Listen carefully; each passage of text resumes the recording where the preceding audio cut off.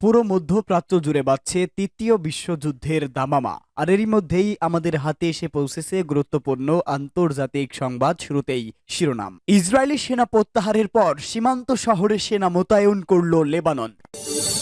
এদিকে ব্রিটেনকে বলতে হবে সিরিয়ায় সংকট সৃষ্টিতে তারা কত টাকা ব্যয় করেছে, ইরানি মুখপাত্রের হুঁশিয়ারি। এরপরেই জানাবো এবার ইরানের পরমাণু স্থাপনায় হামলা চালাবে ইসরায়েল। জানাবো সিরিয়ায় হামলা বন্ধ করতে ইসরায়েলকে জাতিসংঘ মহাসচিবের আহ্বান। এবং সর্বশেষ জানাবো গাজায় ইসরায়েলি হামলায় আরো ৩০ ফিলিস্তিনি নিহত। এতক্ষণ শুনছিলেন সংবাদ শিরোনাম, এবারে বিস্তারিত। তবে তার আগে প্রতিদিনের আপডেট আন্তর্জাতিক সংবাদ সবার আগে পেতে ভিডিওটিতে একটি লাইক দিয়ে চ্যানেলটি সাবস্ক্রাইব করার অনুরোধ রইল।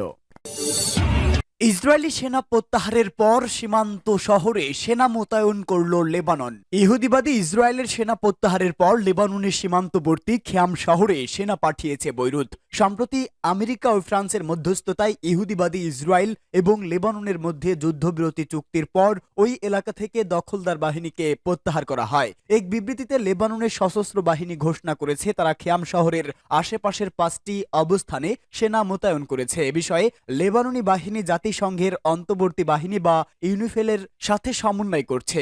ইসরায়েলি সেনা শত্রু প্রত্যাহারের পরপরই ওই এলাকায় সেনা মোতায়েনের এটি প্রথম ধাপ। বিবৃতিতে আরো বলা হয়েছে বিশেষায়িত ইউনিট মোতায়েনের মধ্য দিয়ে পরবর্তী পর্যায়ে সেনা মোতায়েনের প্রতিক্রিয়া সম্পূর্ণ করা হবে। বিশেষায়িত সেনা শহরে অবিস্ফোরিত অস্ত্র অপসারণ করার কাজ করবে।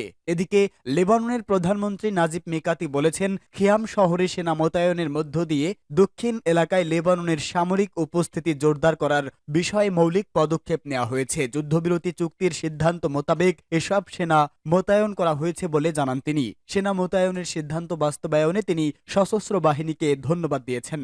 ব্রিটেনকে বলতে হবে সিরিয়ায় সংকট সৃষ্টিতে তারা কত টাকা ব্যয় করেছে, ইরানি মুখপাত্রের হুঁশিয়ারি। ইসলামী প্রজাতন্ত্র ইরানের পররাষ্ট্র মন্ত্রণালয়ের মুখপাত্র ইসমাইল বাকাই সিরিয়া পরিস্থিতির বিষয়ে ব্রিটিশ দাবিকে মিথ্যাচার হিসাবে অভিহিত করেছে। তিনি গতরাতে ব্রিটিশ পররাষ্ট্রমন্ত্রীর দাবির জবাবে সামাজিক মাধ্যম এক্সে লিখেছেন, ব্রিটিশ পররাষ্ট্রমন্ত্রী ডেভিড ল্যামি আইন বিষয়ে পড়ালেখা করলেও ইসরায়েলি হামলাকে ন্যায্য হিসেবে তুলে ধরছেন। তার মতে লক্ষ লক্ষ ফিলিস্তিনিকে হত্যা করার পর গণহত্যা বলা যাবে না। তবে এ ধরনের বক্তব্যের কারণে ফিলিস্তিন বিষয়ক মানবাধিকার প্রতিবেদক তাকে হামলা অস্বীকারী হিসেবে ঘোষণা করেছে। ইরানের পররাষ্ট্র মন্ত্রণালয়ের মুখপাত্র বাকাই ফিলিস্তিন ইস্যুতে ব্রিটেনের নিরবিচ্ছিন্ন বিধ্বংসী ভূমিকার কথা তুলে ধরে বলেন, ব্রিটিশ পররাষ্ট্রমন্ত্রী ডেভিড লামি সম্প্রতি সিরিয়া পরিস্থিতি সম্পর্কে দেশটির পার্লামেন্টে একটি বিবৃতি দিয়েছেন এবং সেখানকার রক্তপাতের বিষয়ে সন্তোষ প্রকাশ করেছেন।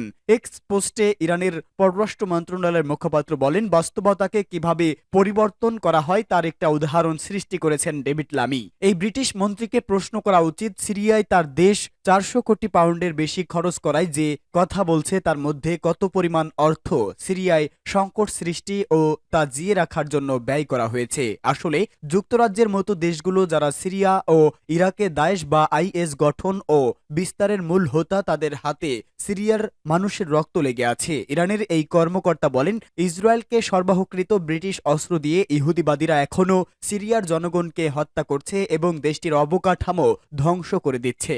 এবার ইরানের পরমাণু স্থাপনায় হামলা চালাবে ইসরায়েল। মধ্যপ্রাচ্যে ইরানের প্রক্সি গ্রুপগুলো দুর্বল হয়ে পড়া এবং সিরিয়ায় বাশার আল আসাদের নাটকীয় পতনের প্রেক্ষাপটে ইসরায়েলের সামরিক বাহিনী মনে করে ইরানের পরমাণু স্থাপনাগুলোতে হামলা চালানোর সুযোগ সৃষ্টি হয়েছে। সামরিক কর্মকর্তারা এ তথ্য জানিয়েছে।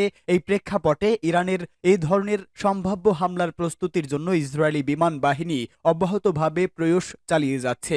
ইসরায়েলি বাহিনী আরও বিশ্বাস করে আসাদ সরকারের পতন এবং লেবাননে হিজবুল্লাহ দুর্বল হয়ে পড়ায় ইরান তাদের পরমাণু কর্মসূচি আরও জোরদার করবে, বোমা বানানোর চেষ্টা করবে। তবে ইরান সবসময় পরমাণু বোমা বানানোর কথা অস্বীকার করে আসছে। তারা বলছে তাদের পরমাণু কর্মসূচি পুরোপুরি বেসামরিক উদ্দেশ্যে। অবশ্য মার্কিন গোয়েন্দা সংস্থা বা আন্তর্জাতিক পরমাণু সংস্থা আইইএ জানিয়েছে 2003 সাল পর্যন্ত ইরানের সংঘবদ্ধ সামরিক পরমাণু কর্মসূচি ছিল। তারা বেসামরিক প্রয়োজন পূরণ ছাড়াও পারমাণবিক কর্মসূচি অব্যাহত রেখেছে। ইসরায়েল মনে করে ইরান কখনোই তাদের পরমাণু অস্ত্র কর্মসূচি ত্যাগ করেনি, তারা তাদের পরমাণু স্থাপনাগুলো সুরক্ষিত পর্বতের গভীরে স্থাপন করেছে। ইসরায়েলের ধ্বংস সাধনে ইরান প্রতিশ্রুতিবদ্ধ। গত এক বছরের বেশি সময় ধরে তারা দুবার ইসরায়েলে ক্ষেপণাস্ত্র নিক্ষেপ করেছে। অন্যদিকে ইসরায়েলিরা বলছে তারা ইরানকে কোনোভাবেই পরমাণু বোমা নির্মাণ করতে দেবে না। ইরানের হামলার জবাবে দুবার ইসরায়েল ইরানি সামরিক স্থাপনায় হামলা চালিয়েছে। ইসরায়েলি বাহিনী দাবি করেছে তারা সিরিয়ার উপর তাদের পূর্ণ শ্রেষ্ঠত্ব প্রতিষ্ঠা করছে। এর ফলে সিরিয়ার উপর দিয়ে ইসরায়েলি বিমান ইরানে হামলা চালানোর জন্য উড়ে যেতে পারবে বলে সামরিক কর্মকর্তারা দাবি করছে। বাশার আল আসাদ সরকারের পতনের পর সিরিয়ার সামরিক শক্তি পুরোপুরি ধ্বংস করে দিয়েছে ইসরায়েল। দেশটির সামরিক নৌ বিমান স্থাপনাগুলোর উপর ইসরায়েল একের পর এক আঘাত হানে। সিরিয়ার বেশিরভাগ বিমানও ধ্বংস করে দিয়েছে ইসরায়েল। সিরিয়ার 107টি বিমান প্রতিরক্ষা উৎপাদন, 40টি রাডার, 80 ভাগ মধ্যম পাল্লার SA-22 ক্ষেপণাস্ত্র, রুশ SA-17 মধ্যম পাল্লার বিমান প্রতিরক্ষা ব্যবস্থাও ধ্বংস করে দিয়েছে ইসরায়েল। এসব অস্ত্র ইসরায়েলি বিমান বাহিনীর জন্য হুমকি সৃষ্টি করেছিল। সূত্র টাইমস অফ ইসরায়েল। সিরিয়ায় হামলা বন্ধ করতে ইসরায়েলকে জাতিসংঘ মহাসচিবের আহ্বান। সিরিয়ায় বাশার আল আসাদ সরকারের পতনের পর দেশটির সামরিক স্থাপনায় একের পর এক হামলা চালিয়ে যাচ্ছে ইসরায়েল। সিরিয়া ভূখণ্ডে ইসরায়েলের হামলা নিয়ে উদ্বেগ প্রকাশ করেছেন জাতিসংঘের মহাসচিব অ্যান্তোনিও গুতারেস। তিনি অবিলম্বে ইসরায়েলকে এই হামলা বন্ধের আহ্বান জানিয়েছেন।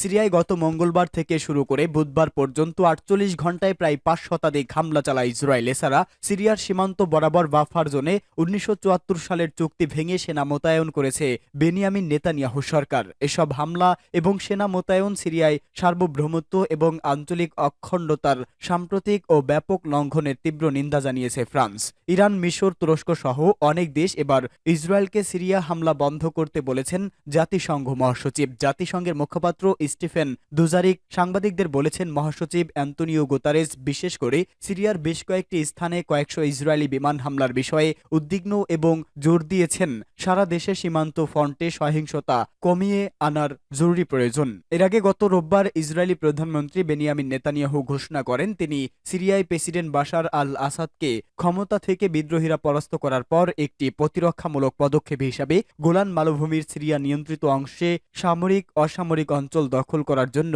সেনাবাহিনীকে নির্দেশ দিয়েছেন। ইসরায়েল সিরিয়া সীমান্তের 235 বর্গ কিলোমিটার বাফার জোনটি 1974 সালে ইসরায়েল এবং সিরিয়ার মধ্যে বিচ্ছিন্নকরণ চুক্তিতে প্রতিষ্ঠিত হয়েছিল, যা ইয়ম কিপুরের যুদ্ধের সমাপ্তি ঘটায় এবং কয়েক দশক ধরে জাতিসংঘ শান্তিরক্ষীদের দ্বারা পরিচালিত হয়েছে। এই অঞ্চলটি UNDOF নামে পরিচিত একটি জাতিসংঘ শান্তিরক্ষা বাহিনী দ্বারা টহল দেওয়া হয়। জাতিসংঘ এরই মধ্যে ইসরায়েলকে সতর্ক করে বলেছে এটি সিরিয়ার সাথে 1973 সালে যুদ্ধের সমাপ্তি 50 বছরের পুরো চুক্তি লঙ্ঘন করছে। ইসরায়েল দাবি করেছে তারা সিরিয়ার সংঘাতে জড়িত হবে না এবং 1974 সালে প্রতিষ্ঠিত বাফার জোন দখলে একটি প্রতিরক্ষামূলক পদক্ষেপ এবং এটি শুধুমাত্র তার নিরাপত্তা রক্ষার জন্য সীমিত এবং অস্থায়ী ব্যবস্থা হিসেবে গ্রহণ করা হয়েছে। গাজায় ইসরায়েলি হামলায় আরও 30 ফিলিস্তিনি নিহত।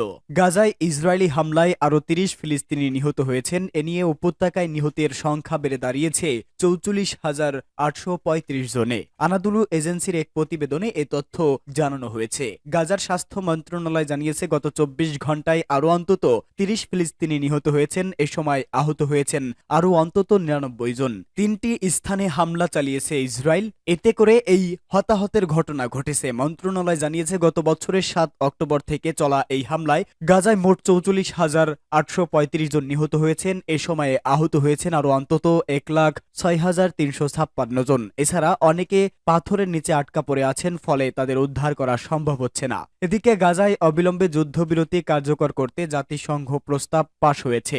জাতিসংঘে ফিলিস্তিনের প্রতিনিধি রিয়াদ মানসুর ওই প্রস্তাব পাশের পর এক বক্তব্যে বলেন, গাজা এমন মানবতার জন্য এক যন্ত্রণার প্রতীক হয়ে দাঁড়িয়েছে। তিনি বলেন, গাজায় লাখ লাখ মানুষের মানবাধিকার লঙ্ঘিত হচ্ছে এবং সেখানে এখন মানবিক সংকট ভয়াবহ আকার ধারণ করেছে। স্লোভেনিয়ায় জাতিসংঘে নিযুক্ত প্রতিনিধি বলেন, গাজা আর নেই, তা ধ্বংস হয়ে গেছে। তিনি আরো বলেন, এই পরিস্থিতি মানব মানবতার জন্য একটি বড় প্রশ্নবোধক চিহ্ন হয়ে দাঁড়িয়েছে। এছাড়া আল জাজিরার ডেপুটি অ্যাম্বাসেডর বলেন, ফিলিস্তিনের দুর্দশা নিয়ে চুপ করে থাকার জন্য বিশ্বকে বড় মূল্য দিতে হবে।